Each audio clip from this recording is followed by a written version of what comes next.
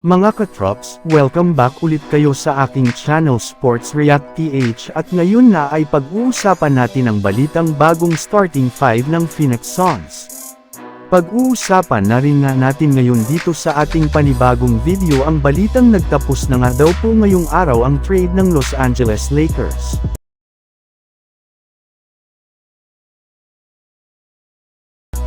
Tuluyan na nga mga katrops, na naayos ng front office ng Phoenix Suns ang problema ng kanilang team sa kanilang lineup ngayong off-season. Sa katunayan, tuluyan na rin naman nga po nilang nasolusyonan ang kanilang kakulangan sa legit na point guard at playmaker matapos nilang kunin noong nakaraang araw sa free agency market si Tyus Jones.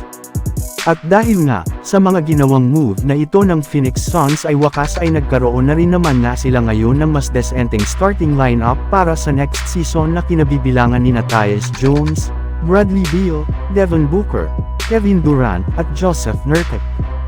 Yes, oras na rin naman nga po magkaroon sila ng point guard na siyang magsisilbing taga-dala ng bola at taga-set ng play sa kanilang starting lineup. Kaya malaki na ang tsansa na hindi na sila masyadong aasa pa sa mga isolation plays ng kanilang mga superstar. Bukod rin nga dyan ay mukhang mas magiging maganda na rin naman nga ang ikot ng bola at hindi na magkakagulo pa ang kanilang mga ginagawang plays. Samantala pumunta naman tayo sa ating sunod na pag-uusapan ngayon sa balitang nagtapos na nga daw po ngayong araw ang trade ng Los Angeles Lakers. Kasunod nga mga katrops, ng pagkakabulver ng full game schedule ng Los Angeles Lakers para sa next NBA season ay mas ilinaw na rin naman nga po ang mga balak na gawin ng kanilang front office.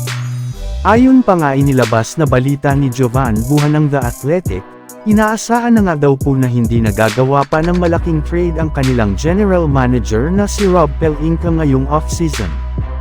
Hindi na nga daw po isasakripisyo pa ng Lakers sa trade ang ilan sa kanilang mga mahahalagang players kagaya na lamang nina Austin Reeves, D'Angelo Russell, Rui Hachimura at ang ilan sa kanilang mga future first round. Ito na rin naman nga mismo ang dahilan bakit hindi nila makuha si Bogdan Bogdanovic at iba pang mga superstar sa isang trade. Kaya nakalista na nga po ang mga ito bilang untouchable sa trade market gayong mismong ang kanilang bagong head coach nga po na si JJ Redick ang nag-aproba na susubukan muna nga niyang i-manage ang kanilang dating lineup gamit ang kanyang mga gagamiting bagong game plan next season. Subalit kapag hindi pera nga ito gumana ay dito nga papasok ang paggawa ng malaking pagbabago sa kanilang lineup sa pamamagitan ng paggawa ng mga malalakihang trade bago sumapit ang trade deadline. So yun lang nga mga katrops ang handog ko sa inyong storya ngayong araw. Sana nag-enjoy kayo. Please like and subscribe my YouTube channel Sports React PH para sa iba pang storya at update patungkol sa NBA. Kita-kits muli sa ating susunod na video.